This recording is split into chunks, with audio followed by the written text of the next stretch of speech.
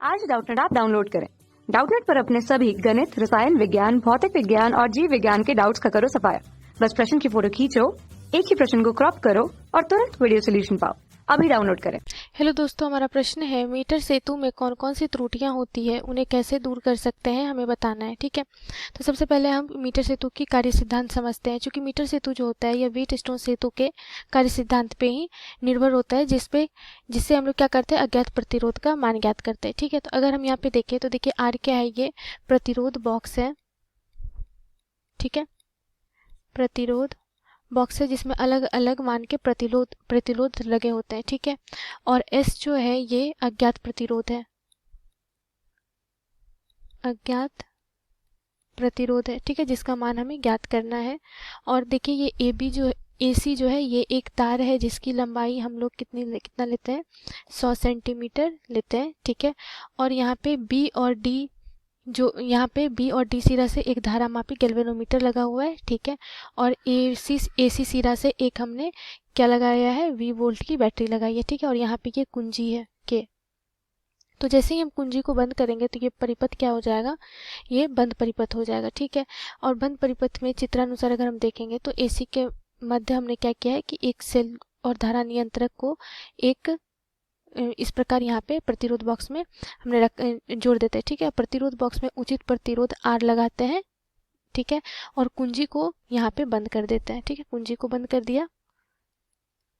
ठीक, तो बंद कर देने से परिपथ क्या हो जाता है, पूरा बंद हो जाता है। फिर जो यहाँ पे देखिए, ये जो स्पर्श करने के लिए यहाँ पे ये कुंजी को दाएं से बाएं 1 मीटर जो लंबा तार है जो 100 सेंटीमीटर है। ठीक है, उसके ऊपर हम स्पर्श कराते हैं। ठीक है, और स्पर्श कराते हैं और वहाँ पे क्या करते हैं कि जहाँ पे धारामापी में विक्षेप शून्य आ जाता है, इस स्थिति में मीटर सेतु की संतुलन स्थिति कहते हैं, जहाँ पे गैल्वेनोमीटर क्या करे, शून्य विक्षेप उत्पन्न करे। ठीक है, अर्थात धारा का मान शून्य दे, तो उस स्थिति को हम लोग मीटर सेतु की संतुलन स्थिति कहते हैं। अब संतुलन की स्थिति में मान लीजिए कि हमने यहाँ पे बी बिंदु पे ये हमारा संतुलन प्राप्त हो रहा है, अर्थात विक्षेप शून्य प्राप्त हो रहा है, और इस लंबाई को हम क्या मान ले रहे हैं, L1 मान ले रहे हैं। ठीक है, और इस लंबाई को हम लोग क्या मान ले रहे हैं, L2 मान ले रहे हैं। ठीक है,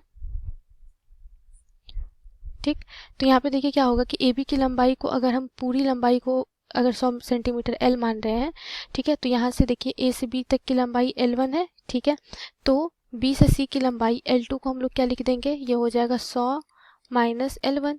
ठीक है, तो यहाँ से देखिए प्रतिरोध बॉक्स में लगाए गए प्रतिरोध R मान रहे हैं, तो चूंकि प्रतिरोध जो होता है वो सीधा समानुपाती होता है लंबाई के, तो इसीलिए हम यहाँ से निकालते हैं। ठीक है, तो यहाँ से देखिए क्या हो जाएगा कि